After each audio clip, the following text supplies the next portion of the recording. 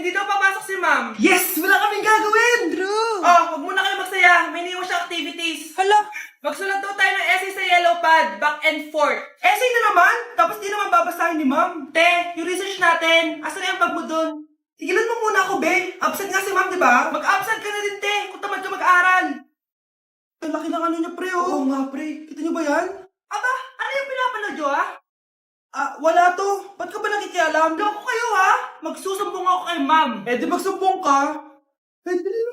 Be, tara, uwi na tayo. Wala naman si ma'am, eh. Tara, di naman nila mapapansin yan. Hoy, saan kayo pupunta? Cleaners kayo, di ba? Lo, dyan lang kami sa kantin, eh. Oo, sa kantin lang kami. Be, di ako bingi. Dito lang kayo. Maglilinis pa kayo.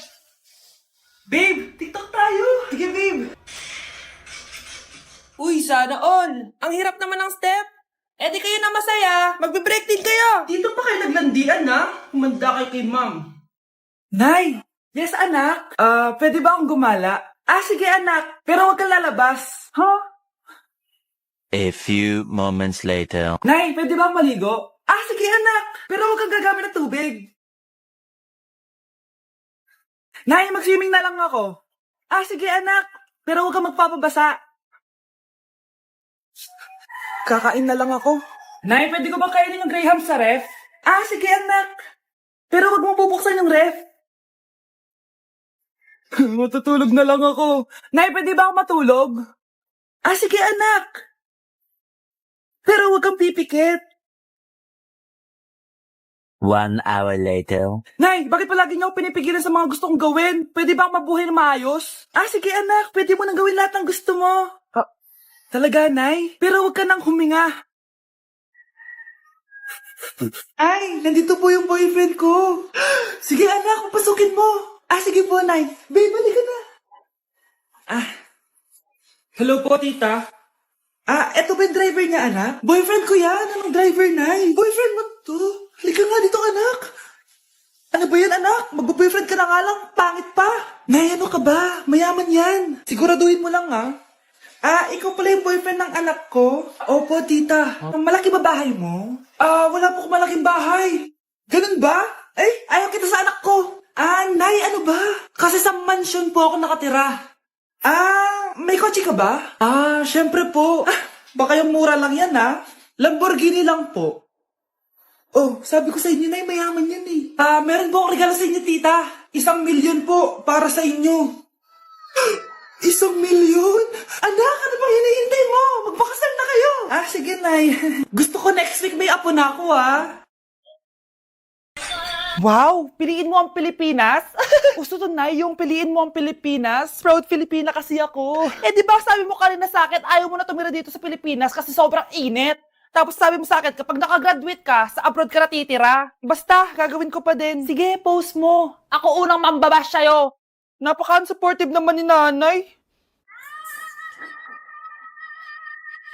Ano yan?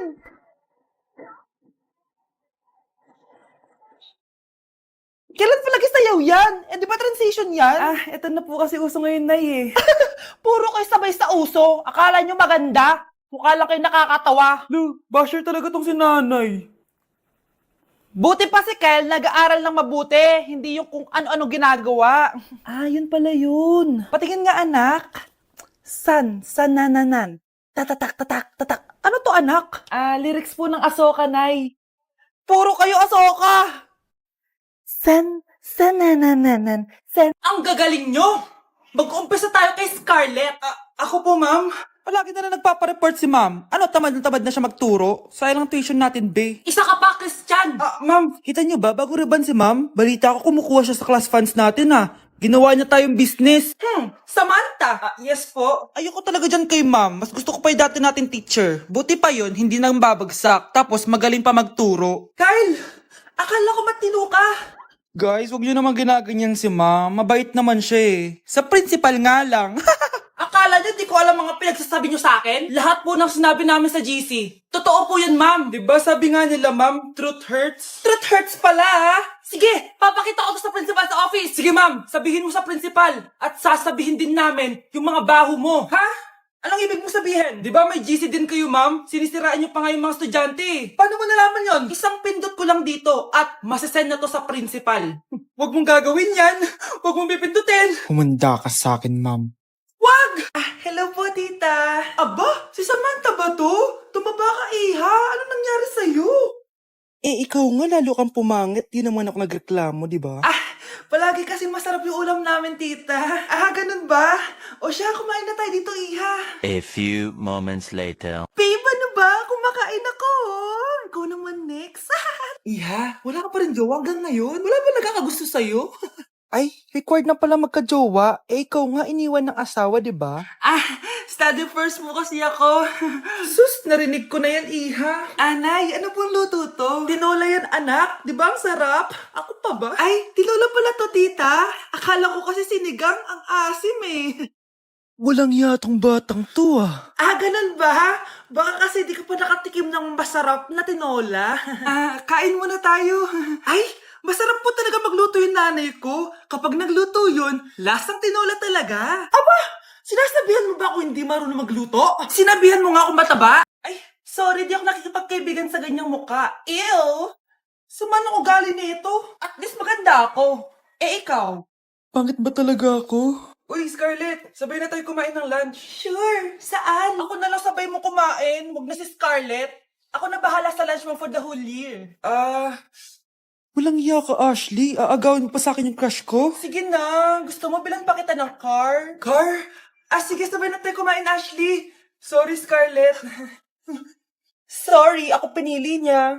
Eat well sa'yo, Bes, payag ka ba nun? Inagawan ka ni Ashley? Ano bang magagawa ko, Bes? Kailangan kong maging blooming. Hay naku, madali lang isagot dyan. Try mo tong Garnier Vitamin C Serum. OMG, ang fresh na ni Scarlett. Ano kayang ginawa niya? Paano siya naging fresh? Hindi pwede to. Oh, ano ka ngayon, Ashley? Mas fresh na si Scarlett kesa sa'yo. Scarlett, pwede ba tayong sabay kumain ng lunch mamaya? Che, di na kita kailangan.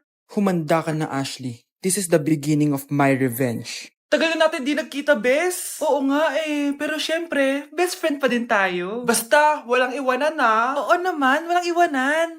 Hanggang sa kabilang buhay pa yan. Lucia! Bata pa tayo, matagal pa yan. Manood na nga tayo. Sige, kunin ko lang ang mga chichirya natin. Mare! Oh, Mars, ang ginagawa mo dito? Nandiyan ba si Scarlett? Bakit, Mars? Si Jessica kasi, yung best friend niya, nasa grasaan daw kagabi. Ha? Kasama pala ni Scarlett kanina si Cheska. Oo nga. Manonood nga kami ngayon ng movie sa kwarto Scarlett, maniwala ka. Nakalamay na siya ngayon. Di magandang biro yan, tita Sige na, ipasok na ako. Eto, picture ng lamay niya. Ayaw niyo pa maniwala Cheska? Saan nagpunta yun? Matawag? Scarlett, for sure alam mo na yung nangyari kay Cheska. Pupunta ka ba sa lamay niya ngayon? Ano pong sabi niya, tita? Scarlett? Scarlett, lumabas ka dyan! Hi, Scarlett. Number 10. Last question na to, class, ha? 10 points to. Sana madali lang itanong ni ma'am. Mukhang mapaperfect ko to Ano? Ang full name ni Jose Rizal. Full name? Akala ko full name niya na yun. Dinuro ba yan ni ma'am? Kung nakikinig talaga kayo sa discussion natin, alam nyo kung anong full name niya. Alam ko lang yung full name ng crush ko. Ano ba kasi full name niya? So, wala palang nakikinig sa akin, ha? Sige, perfect sa exam ang makakasagot sa akin. Ma'am, alam ko po. Okay, Cheska, ang full name ni Jose Rizal ay Jose Protasio Rizal Mercado E. Alonso Rialonda. Very good! Perfect ka na, Yes, thank you, ma'am. Ma'am, bakit pa ba namin kailangan pag-aralan yung full name ni Rizal? Itatanong ba yun sa amin kapag mag-a-apply na kaming trabaho? Oo nga, ma'am. Parang di naman kailangan pag-aralan yan. Perfect na sana ako Pinag-aaralan natin siya kasi marami siyang nagawa at naiambag sa bayan natin. Kayong dalawa, ano naiambag nyo? Di ba puro lang kayo reklamo at panigat sa bahay?